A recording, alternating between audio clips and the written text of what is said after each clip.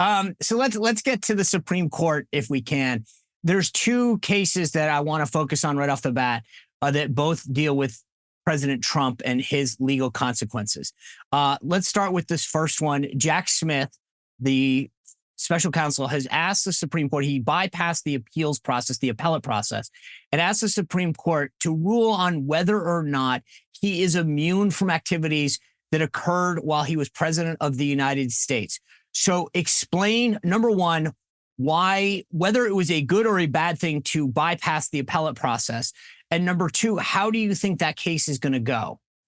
Well, it's a very bad thing to bypass the appellate process. It denies Donald Trump the right to two appeals, one in the appellate court and one in the Supreme Court.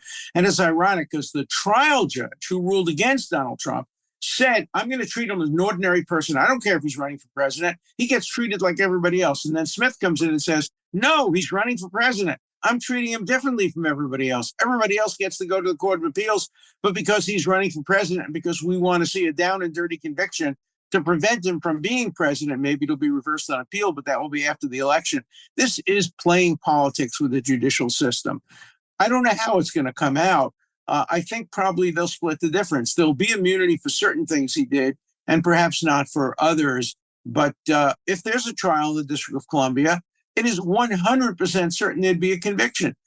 90% of the voters of the District of Columbia who will serve on the jury hate Donald Trump and can't give him a fair trial.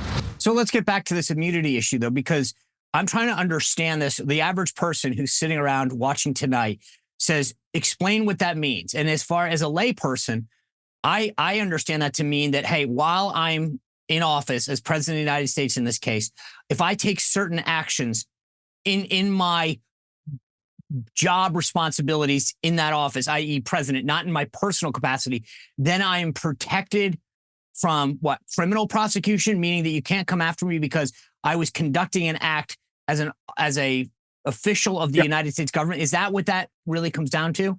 It comes down to, and people say, but the president isn't above the law. But remember, senators and congressmen can't be charged for their acts that they did.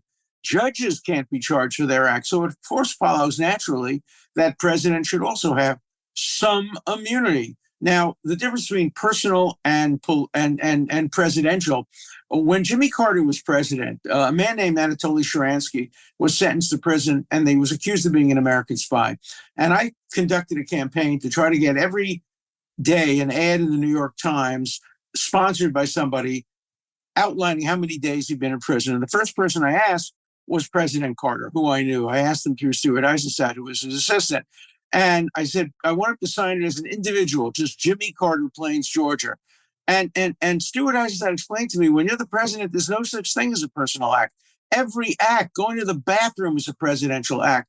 Everything is presidential. You cannot be a non-president for a minute of the time between the day you're sworn in and the day you're succeeded. So the court's going to have a hard time distinguishing between what's presidential. The president's supposed to enforce the laws. If President Trump honestly, mistakenly in my view, but if he honestly believes he was enforcing the election laws on January 6th, that's a presidential act. So we'll see how the court decides it. Nobody can predict because there's been no precedent. Nobody can predict it, but it's got a 6-3 conservative bent. And a lot of court watchers would suggest that that would be in the president's favor. Is that an inaccurate way to look at something like that? It's an inaccurate way. We've seen already in the past that when it comes to President Trump, the court does not split 6-3 in his favor. The same thing was true with Bill Clinton. Bill Clinton had a majority on the court when it ruled unanimously against his claim of civil immunity in the Paula Jones case. So I don't think that President Trump can count on a 6-3 majority. If he could, then he would be in favor of having the case go directly to the Supreme Court. So let's just say, regardless, 5-4, 6-3, the court rules in his favor. What does that mean for the future of this particular case? It gets thrown out, essentially, or at least most of it gets thrown out.